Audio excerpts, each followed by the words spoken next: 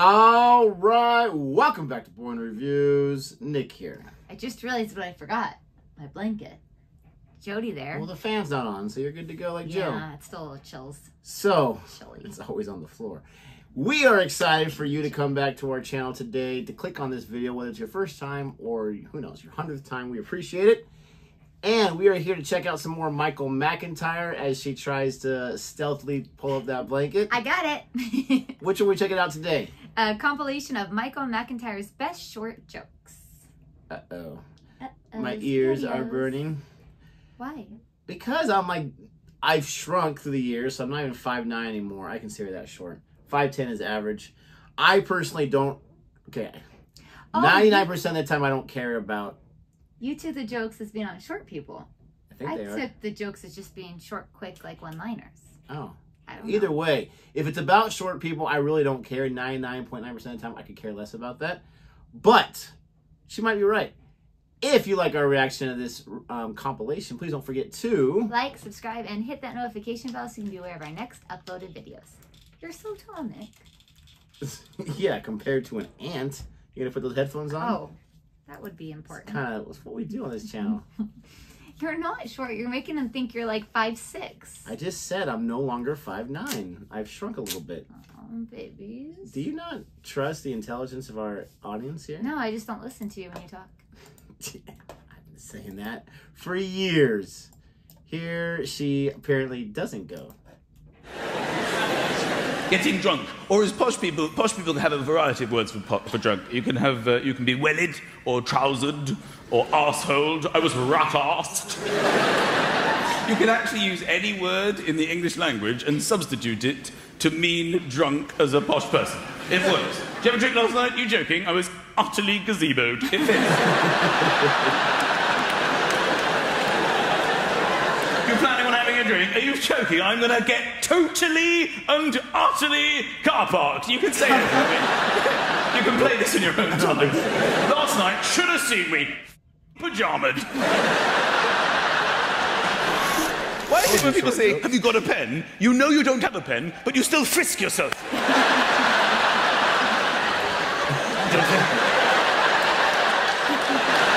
Don't believe I do have a pen. Do you believe me? You really want to help them as well. You start talking about pens I had a pen. I can see the pen in my mind. If you had have come to me earlier, you would be writing now. I'm so sorry. Sometimes you're on the phone and people will go, have you got a pen, to take down a number, and you immediately say yes, even though you don't have a pen. We all like to play a little game called say you have a pen, and then try to find the pen before they give the number. So they'll go, have you got a pen? You go, yes. They go, I need a pen. Sometimes they start giving the number. You still don't have a pen. It's 0202. Sometimes you never find the pen, and you pretend to take down the number, and you never even get the number, because you feel too embarrassed to go, I lied about the pen. I can feel this in the 90s so much, especially when you're on like the phone that has a cord and you can't go far and you're like, oh my gosh. Yes. Now I just put my phone on speaker and start texting it to myself, yes. Ooh, she's so diverse. I know. That's not the right word. I know I shouldn't have done it. I lied about the pen. Can we ever get over this hurdle and start again? In Argos, do you take the pen? You don't. You think of taking the pen. You're in Argos, you look at the pen, you think, I could take this pen. I don't know if this pen goes with my lifestyle. What if someone said, have you got a pen? And I go, I have the Argos pen. Because it's fun to watch a girl getting dressed. Not all of it, I'm not going to lie to you. There are aspects of a woman getting dressed that have decidedly mixed results. Tights, for example, is a very 50-50 affair. The first half is quite, I would say, almost erotic, a very enjoyable spectator sport. The lower leg, let's focus on the lower leg for now. Sort of pointed toe, delicately scrunch up the tight, glide it neatly over the lower leg, lovely. Glide it over the other one, marvellous. But once the tights reach the halfway point, this is where I suggest you leave the room, okay? Because some shit goes on after that. Sometimes I just hug at her crotch for like half an hour.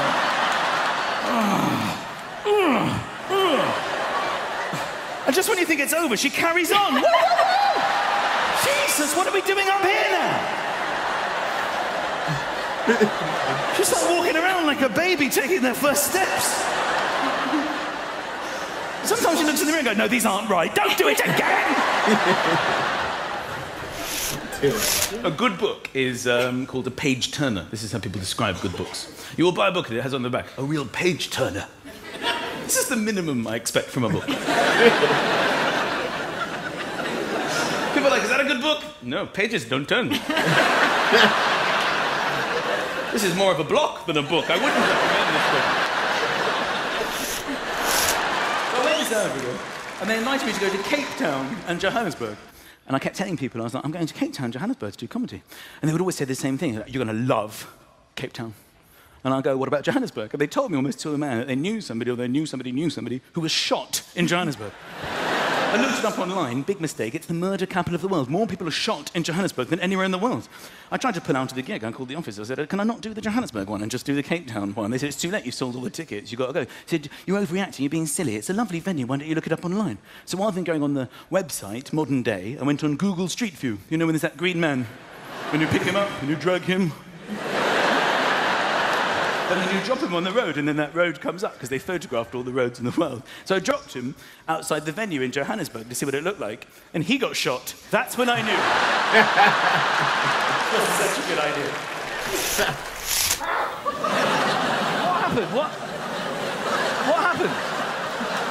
Why are you laughing? What happened? Was it a sneeze or something? Somebody sneezed. Sneezing's weird. You know what the weirdest bodily function is, in my opinion, is yawning. Yawning. I want you to take a moment just to think about how weird yawning is. Just think about it, because it doesn't do anything for you. It doesn't do anything for you. When you're tired, you yawn, but do you get a boost? It's not like it's not like an espresso. Sort of yawn. Think about, because we're so busy being human, you don't stop to think how weird it is that every once in a while your face, for no apparent reason, goes like this. Ooh. Ooh. And if you try to suppress it, you look even weirder. Oh, no. I just realized about him, and I'm not trying to be mean, but he reminds me of a Who character.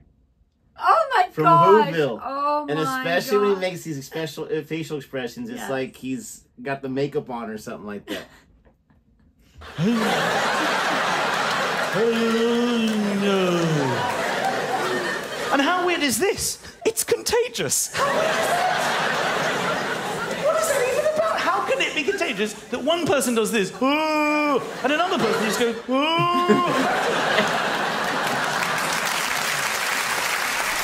Right, you're a parent and you're raising your children without the use of iPads. I applaud you. I don't know how you're doing that. iPads are magical. They're magical. They shut your children up at any time, day or night. My eldest, he wakes up at about 5:30 every morning. He just runs in, morning! I'm like, not for me. And I just frisbee an iPad. Fuck off. 88% battery, that's you for 2 hours. Go on, lower the brightness. They're so lucky, our children. They've got iPads and iPods and iPhones. In our day, we had I Spy. How shit was our life compared to the lives our children get to enjoy today? I Spy with my little eye, something beginning with C. Is it cloud? No. Is it car? Yes. Your turn. What? I actually played Thumb War with my 10-year-old the other day to show him some of the games that we had to endure. I said to him, do you want to play Thumb War? He's like, shall I download it? No, you can't download Thumb War. This is a battle between my thumb and your thumb. You know, you interlock hands, you declare it, 1, 2, 3, 4. You don't go straight into battle. I declare Thumb War. Then you sort of jockey for position. Then you hold the other person's thumb down, and then you're the winner. And I did it with my 10-year-old. He's got his little 10-year-old thumb. I've got my huge daddy thumb. I thought I'd go easy on him. But of course, I didn't realize that he's been texting since he was born. He was some kind of Thumb War ninja. I didn't even see his thumb moving. It's like a mini Matrix. He just beating me over and over again. Ah, stop doing that. Get back on the iPad. Sometimes you don't know the time and you have to ask some people for time, and sometimes they don't know the time. And they don't just say, they don't know the time. They try to guess the time. What a waste of time. You go to people, sorry, have you got the time? And they go, no, but I think it's about 2. I'm sorry. I could do that myself. I didn't come up to you and go, guess the time! I'm looking for the actual time from a watch! So angry. Yeah. I think it's done. Judging by the position of the sun. That's how they used to tell time from the sun. They used to have sundials. What about places with no sun? What about Scotland? Did they know the time? Like, you have sun 3 times a year. Were people in Scotland in the old days just going, you got the time, pal? I know that 3 months ago it was 2. That's all I know. Ah, I'm weak.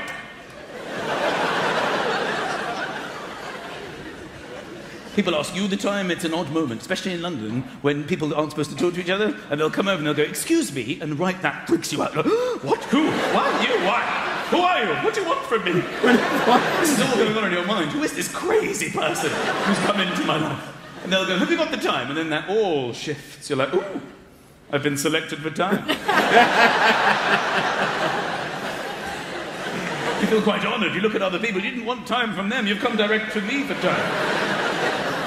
And then you look at your watch, and even though you know how to tell the time, and you've been telling time for many years of your life, you hope it's an easy time.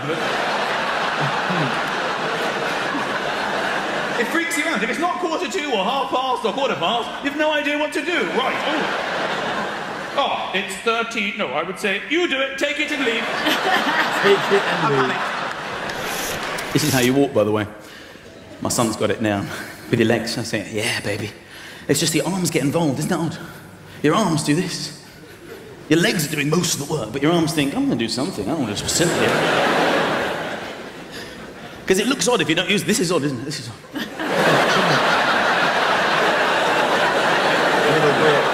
Although this is quite good at you saving energy in your arms, just a little bit, but it just hasn't caught on. I mean, why do we just conform to one way of walking? Well, I've realised if you use the same amount of energy with the natural arm swing, but go together, you actually propel yourself. I'm moving twice as fast as the average walker. I'm doing this now. People are walking normally, I go flying past. They're like, what are you doing? I'm winning, that's what I'm doing.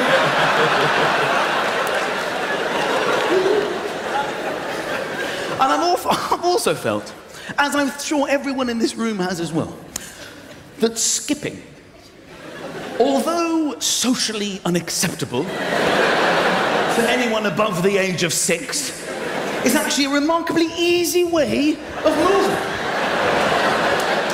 We've all thought this. You put hardly any effort at all, then you just start moving around very easily. Because running is difficult, it's very heavy, but skipping is magnificent!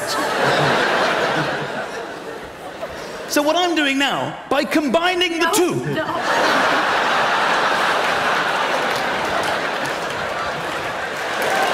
Woo! I'm practically flying!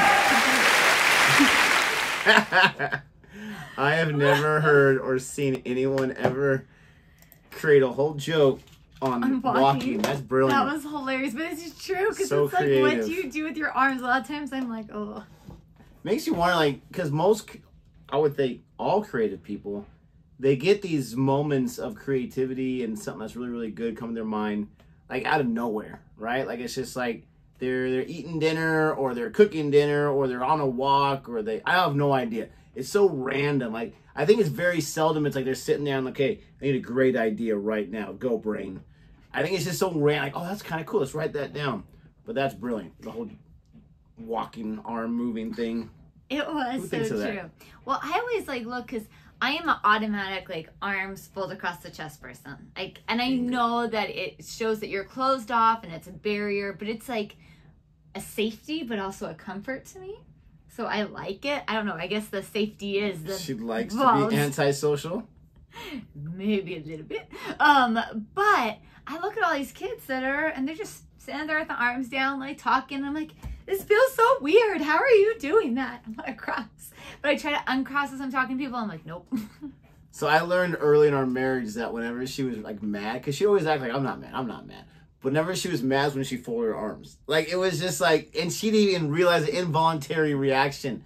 So I'd be like, oh, yep, you're mad. No, I'm not. She's not folding her arms. Oh, okay, she's not mad. I'm good. Anyways, that was hilarious. Absolutely enjoyed it. I hope you enjoyed that compilation. Like I said, it wasn't about people being short jokes. They're just shorter jokes. Come on. Get with it. If you like our reaction, please like and subscribe. And until next time. Goodbye.